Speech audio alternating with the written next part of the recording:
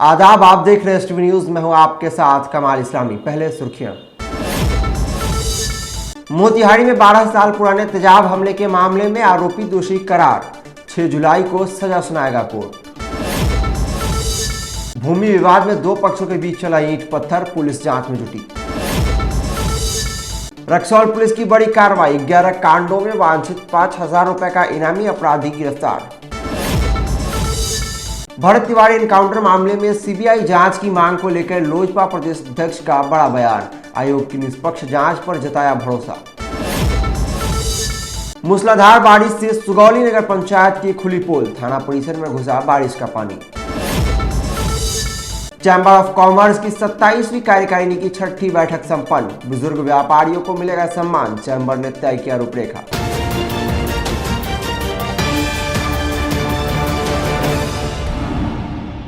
मोतिहारी में 12 साल पुराने तेजाब हमले के चर्चित मामले में अदालत ने बड़ा फैसला सुनाया है। जमीन विवाद में महिला और 2 मासूम बच्चों पर तेजाब फेंकने के मामले में आरोपियों को दोषी करार दिया गया। अब इस मामले में 6 जुलाई को सजा का ऐलान किया जाएगा।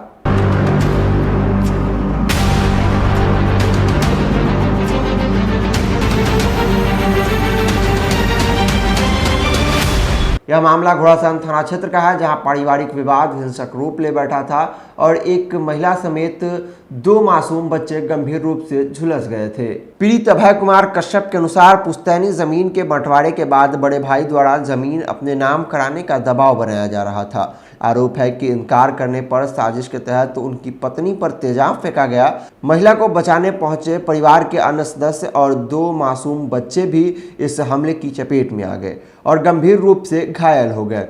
घटना के बाद सभी घायलों का इलाज मोतिहारी सदर अस्पताल में कराया गया था। मामले में घोड़ासहन थाना में प्राथमिकी दर्ज हुई थी और इसके बाद से यह मामला न्यायालय में विचाराधीन रहा।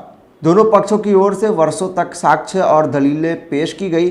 पीड़ित पक्ष के अधिवक्ता मणिभूषण सिंह उर्फ पप्पू सिंह ने बताया कि अदालत ने सभी साक्ष्यों और गवाहों पर विचार करने के बाद आरोपियों को दोषी पाया है। हालांकि सजा पर फैसला सुरक्षित रखा गया है और 6 जुलाई को अदालत दोषियों की सजा का ऐलान करेगी। आज न्यायालय से जो भी जख्मी हैं, उनके पति हैं, उसको न्याय मिला है। माननीय न्यायाधीश द्वारा न्याय दी गई है। चूँकि बहुत ही जघन्य अपराध, यह अपराध समाज के लिए बहुत ही बुरा चीज़ होता है। विजय राय को न्यायालय द्वारा जो दोषी करार किया गया है, अपने सगे छोटे भाई की पत्नी को, भतीजी को बुरी तरह से तेजाब से जलाकर मार दिया। कारण ये था कि बार बार अपने छोटे भाई अभय सक्सेना को दबाव देता था कि अपने हिस्से का जमीन 2 बरना मार दें और 9/2/14 को जो है ब्रूटली जो है वह अटैक किया और एकदम जला दिया तेजाब से, जिसके लिए घोड़ासहन थाना संख्या 5614 दर्ज हुआ। और आज विद्वान न्यायालय द्वारा भादवी की धारा 341, 342, 323, 326, 307, 354, 120 भी 34 भादवी के तहत इनको दोषी पाए गए हैं और सजा के बिंदु पर 6 तारीख को सुनिश्चित किया गया है। देखिए, यह फैसला जो आया है, यह माननीय न्यायालय पर हम लोग को भरोसा था और हम लोग को न्याय मिला है। हम लोगों का बड़ा भाई था जिसको सजा हुआ है, लेकिन वह भाई नहीं, वह राक्षस है, रावण है। और जो जघन्य अपराध किया, जो कांड किया परिवार में, वैसा हमको नहीं लगता है कि और जगह कहीं ऐसा होता हो। क्या हुआ था? हमारे छोटे भाई हैं, इनको बाल बच्चा नहीं हुआ था और इनके संपत्ति को अपने नाम कराने के लिए बराबर इनको दबाव बनाता था। और उसी के चलते विजय यादव, मेरा बड़ा भाई, उनके ससुर हैं विश्वास सिंह, उनका साला अजय यादव, हमारी भाभी रेखा देवी, सब लोग मिलकर एक षड्यंत्र रच करके और एसिड का घटना किया और सब लोग को जान से मारने के लिए प्रयास किया। बेतिया के मझौलिया थाना क्षेत्र में भूमि विवाद ने हिंसक रूप ले लिया। जमीन पर कब्जे को लेकर 2 पक्षों के बीच जमकर ईंट पत्थर चले। पीड़ित ने रंगदारी मांगने, मारपीट और जान से मारने की धमकी का आरोप लगाते हुए थाने में शिकायत दर्ज कराई है।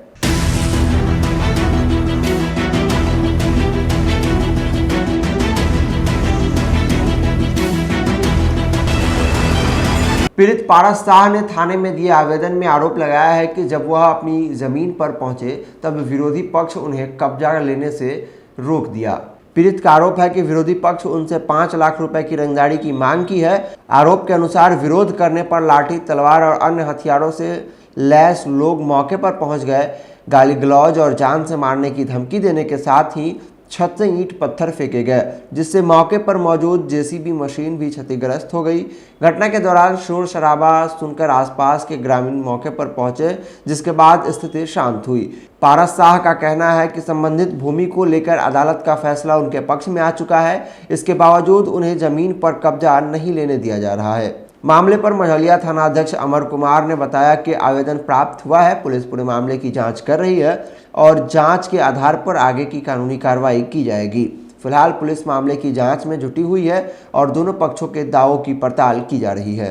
मेरा जमीन वार्ड नंबर 1 घोरट पर है। तो जमीन पर मैं अपना खेत जोतने के लिए, खेत बराबर करने के लिए जेसीबी लेकर मैं, मेरे परिवार, दादाजी लोग गए लोग, जिस पर शाह मोहम्मद मियाँ और उसका लड़का का नाम है मासूम, परवेज, रूबी नाम की उसकी लड़की है और सब परिवार उसका लड़की सब है, औरत है, नाम तो नहीं जानकारी है। ये सब आया, लगा तलवार फरसा लेकर वार करने हम पर। गाड़ी का शीशा फोड़ दिया। बोल रहा है जी नहीं जोतना है, 5 लाख रुपए दीजिए तो आप खेत को जोतिएगा, नहीं तो यहाँ से जाइए। तो ईंटा पत्थर ज़्यादा चलाने के कारण हम लोग डर से वहाँ से पीछे हट गए। इसके लिए मैंने थाना में अपना आवेदन दिया। पारस हमार नाम बा, घर रामनगर बनकट बा, वार्ड नंबर 4 में, खेत बा 1 में, वार्ड नंबर 1 में।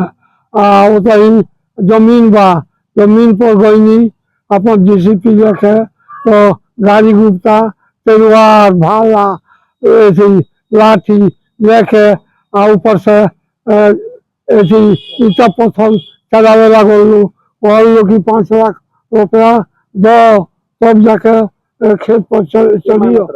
पूर्व चंपारण जिले के रक्सौल थाना पुलिस को गुप्त सूचना मिली थी कि एक हथियारबंद अपराधी किसी बड़ी वारदात को अंजाम देने की फिराक में सैनिक रोड की ओर जा रहा है। सूचना के सत्यापन के बाद वरीय अधिकारियों के निर्देश पर विशेष टीम का गठन किया गया।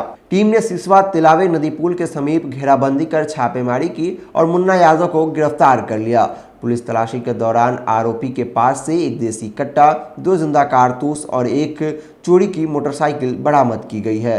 पुलिस के अनुसार बाइक पर नंबर प्लेट नहीं लगी थी और उनके इंजन और चेचिस नंबर से भी छेड़छाड़ की गई थी। बरामद हथियार और वाहन को जब्त कर जांच शुरू कर दी गई है। पुलिस रिकॉर्ड के अनुसार गिरफ्तार मुन्ना यादव 11 आपराधिक मामलों में वांछित था और उसकी गिरफ्तारी पर 5,000 रुपए का इनाम घोषित था। उसके खिलाफ रक्सौल थाना में उत्पाद अधिनियम, मारपीट सहित कई गंभीर मामलों में कांड दर्ज है। पुलिस का कहना है कि आरोपी की गिरफ्तारी से क्षेत्र में संभावित आपराधिक घटनाओं को समय रहते रोक दिया गया।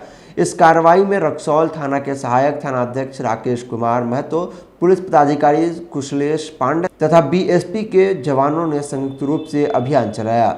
वहीं पुलिस अधिकारियों ने कहा कि जिले में अपराधियों के खिलाफ विशेष अभियान आगे भी जारी रहेगा और फरार अपराधियों की गिरफ्तारी के लिए लगातार कार्रवाई की जाएगी। भरत तिवारी एनकाउंटर मामले में परिवार की ओर से सीबीआई जांच की मांग के बीच लोजपा रामविलास के प्रदेश अध्यक्ष एवं विधायक राजू तिवारी ने कहा कि मामले की उच्च स्तरीय जांच चल रही है। उन्होंने कहा कि जांच पूरी तरह निष्पक्ष तरीके से हो रही है और जो भी दोषी पाया जाएगा उसके खिलाफ सख्त कार्रवाई की जाएगी। राजू तिवारी ने कहा कि प्रथम दृष्टया पुलिसकर्मियों से कुछ चूक जरूर हुई है, लेकिन पूरे मामले की जांच आयोग कर रहा है। उन्होंने भरोसा जताया कि जांच में दूध का दूध और पानी का पानी हो जाएगा और किसी भी दोषी को बख्शा नहीं जाएगा। आगामी विधानसभा चुनाव को लेकर उन्होंने कहा कि लोक जनशक्ति पार्टी कई राज्यों में संगठन को मजबूत करने और चुनावी तैयारियों में जुटी हुई है। उत्तर प्रदेश में भी पार्टी सक्रिय रूप से तैयारी कर रही है। गठबंधन के सवाल पर उन्होंने कहा कि इस संबंध में अंतिम निर्णय पार्टी का राष्ट्रीय नेतृत्व करेगा। वहीं राबड़ी देवी के सरकारी आवास को लेकर चल रहे विवाद पर प्रतिक्रिया देते हुए राजू तिवारी ने कहा कि सरकारी आवास का आवंटन और उसे खाली कराना कानून के तहत होने वाली प्रक्रिया है। उन्होंने कहा कि इस मुद्दे पर अनावश्यक राजनीति नहीं होनी चाहिए और सभी को कानून की प्रक्रिया का सम्मान करना चाहिए। चूक हुई है। अब तो मामला मान लीजिए हम लोग के मुख्यमंत्री सम्राट चौधरी जी इसको रिटायर्ड हाई कोर्ट के जज से करा रहे हैं और हाई कोर्ट के जजों ने विजिट कर दिया है। तो हमको लगता है कि इसमें अब जल्दबाजी होगा कुछ बोलना, और अगर गलत हुआ होगा तो कोई बख्शा नहीं जाएगा। उसमें पुलिसकर्मी, थानेदार, डीएसपी सस्पेंड भी हुई है। सरकार कार्रवाई शुरू कर दी है, सरकार जांच कराना शुरू कर दी है और इसमें अगर दोषी होंगे तो उसका उनको भी सजा मिलेगा। इतना तो मैं आप लोगों को बताना चाहता हूँ। राजनीति भी हो रही है, आपको लगता है कुछ लोग हैं जो बैकडोर से परिवार के लोगों को भड़का रहे हैं या स्थानीय लोगों को भड़का रहे हैं? भड़काना नहीं है मामला, देखिए सेंटिमेंट से जुड़ा हुआ लोग है। चूँकि वो लड़का को पुलिस के द्वारा ही एक दिन पहले विक्षिप्त माना गया था और कार्रवाई विक्षिप्त व्यक्ति के प्रोटोकॉल के तहत होनी चाहिए।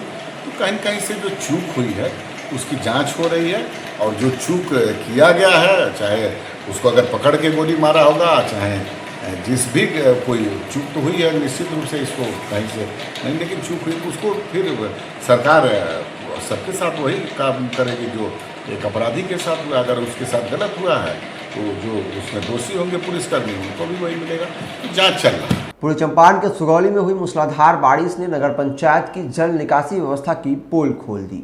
हालात ऐसे बने कि बारिश का पानी सीधे सुगौली थाना परिसर में घुस गया, जिससे पुलिसकर्मियों और फरियादियों को पानी के बीच होकर आवाजाही करनी पड़ी।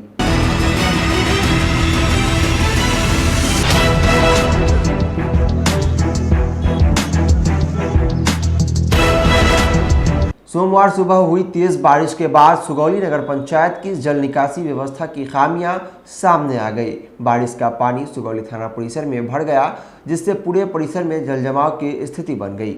इसका असर थाना आने वाले लोगों और पुलिसकर्मियों की दैनिक गतिविधियों पर भी पड़ा। थाना परिसर में पानी भर जाने के कारण लोगों को पानी के बीच होकर आना जाना पड़ा। जलजमाव से आम नागरिकों के साथ साथ पुलिसकर्मियों को भी काफ़ी परेशानी का सामना करना पड़ा। स्थानीय लोगों ने भी नगर पंचायत की जल निकासी व्यवस्था पर सवाल उठाए। नगर पंचायत के मुख्य पार्षद पति भाई अली हसन ने बताया कि मोटर लगाकर थाना परिसर से पानी निकालने का प्रयास किया जा रहा है। अभी वही देखने आया हूँ, कोई ना कोई इसका हल निकाला जा रहा है जी, लगा पड़ा हूँ। और दूसरी बात क्या नाम है, 15 तारीख आसपास जो थाना एग्जिट लेके और 7 नंबर नाला बनते हुए एनएच मिल जाएगा जी, ये टेंडर हो गया है जी। तो थोड़ी दिन और दिक्कत है। तो वजह क्या है कि जो पानी बार बार जो है बारिश की पानी जो है थाना परिसर में चली जाती है? पानी कहीं निकलने का निकास नहीं है जी, तो मजबूरी है।